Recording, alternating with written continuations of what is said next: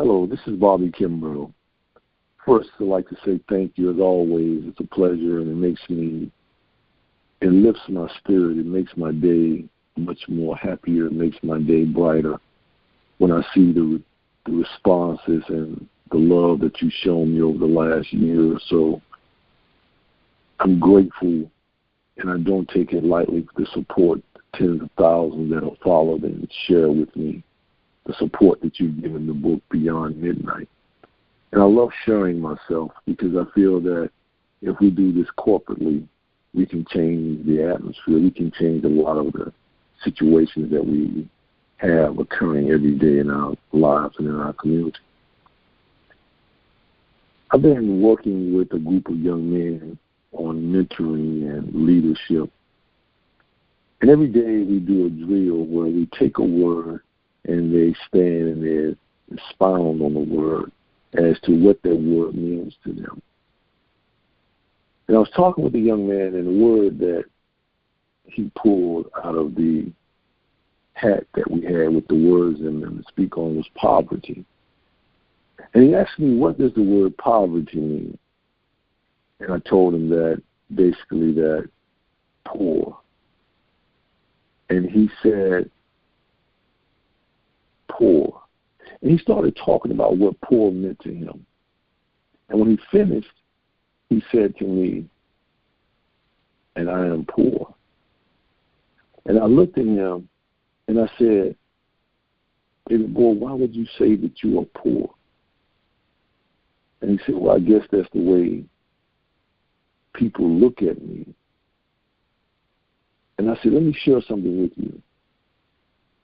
I said, look at it as you're transitioning.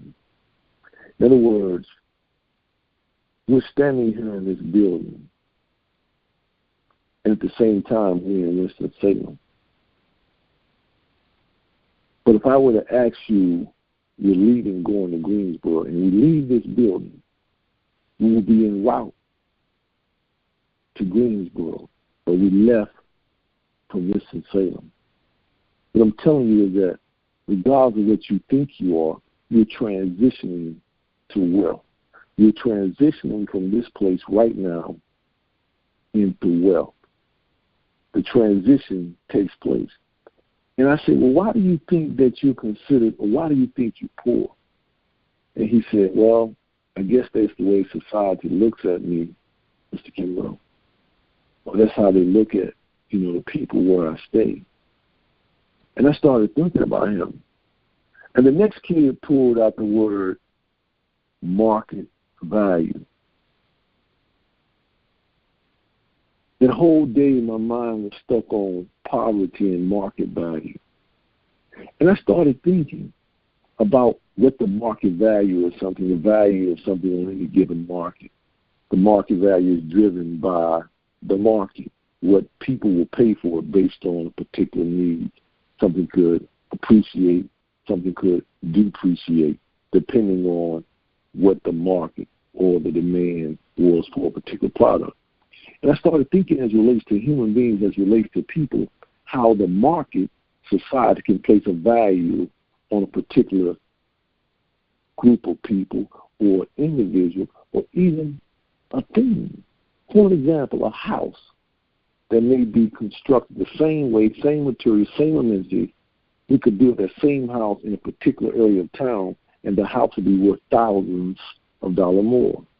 The same house, if we picked it up and moved it somewhere else, the house would be less. That's based on the market value of that house, based on the place where the house is located.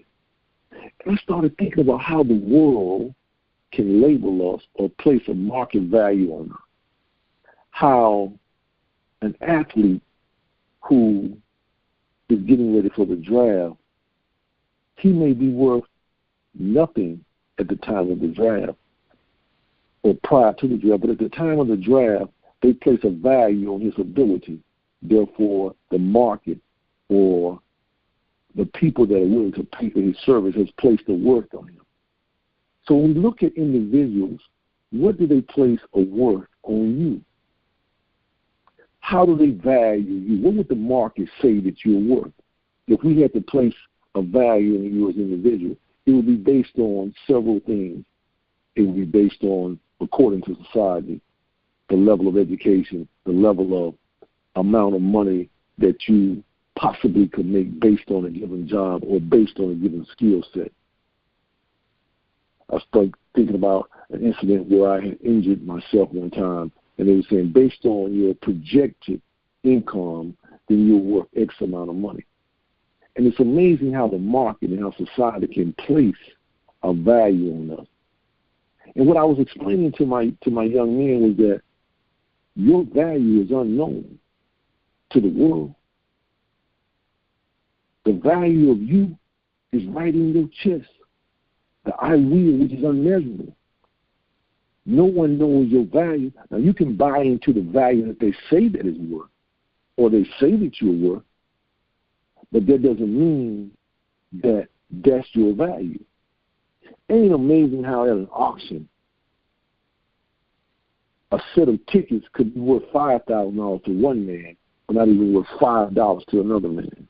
Ain't it amazing at an auction, one man will pay thousands of dollars for a particular object or a particular merchandise, but one man won't even raise his hand to bid on it. The value is, what do you place on yourself?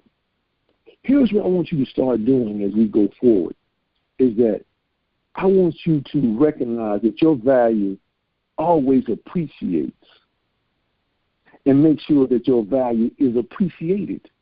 In other words, that if your value is not appreciated by the company that you're keeping, if the value of you yourself is not valued and appreciated, then what you're doing is you're devaluing yourself, and your value has depreciated. Because people will treat you based on how they view your value. It's funny that I have a watch that I love that I paid probably more than I should have. And I very seldom wear it.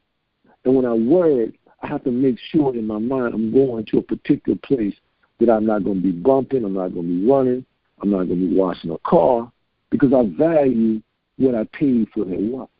And I have another watch that I'll go to the park in, I'll do anything under the sun in that watch.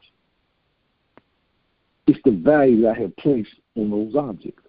What I'm trying to tell you, that make sure that you, first of all, have to place a value on self.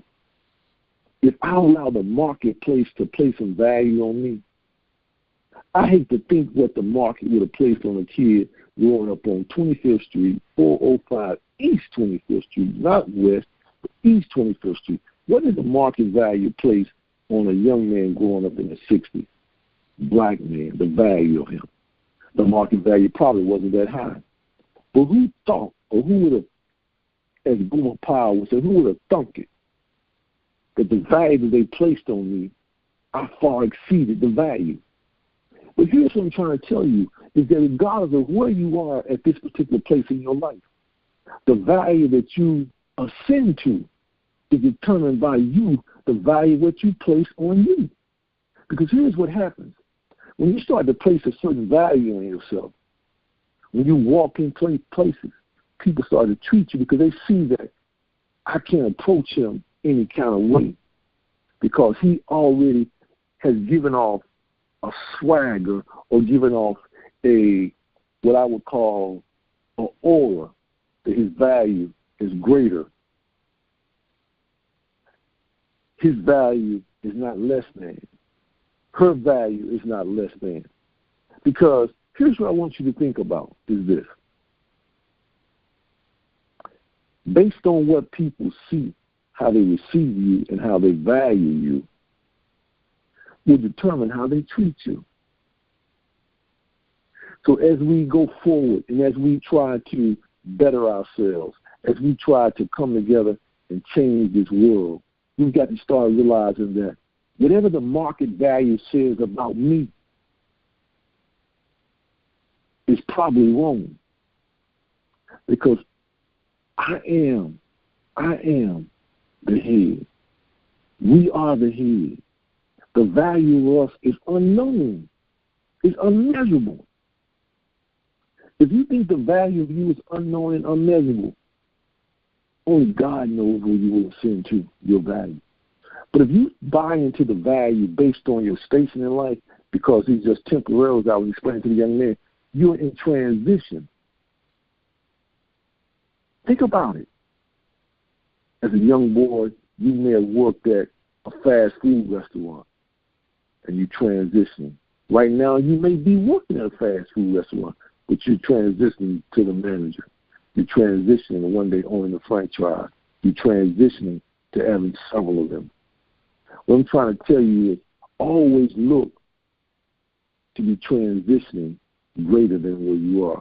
Always looking to increase the value of self.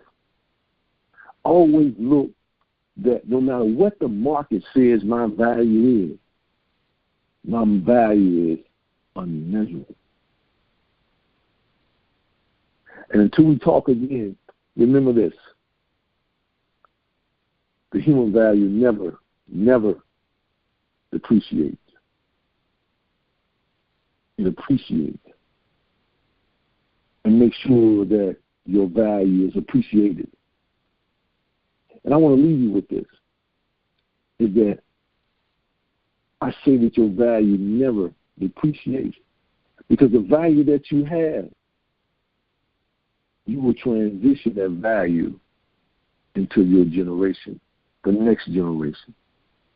That's why the Bible speaks that each generation should get stronger and wiser, because we should be transitioning greater than what we were, greater than who we were. And we must go back to that teaching that my value in the marketplace is unmeasurable and is greater than. As always, may God continue to smile upon us, smile upon you, and I love you. And as always, thank you very much for listening and tuning and following.